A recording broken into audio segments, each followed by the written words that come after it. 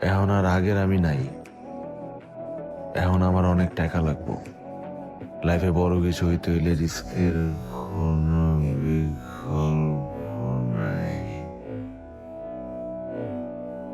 এই শহরে আমার একদিন সব কিছু থাকবো।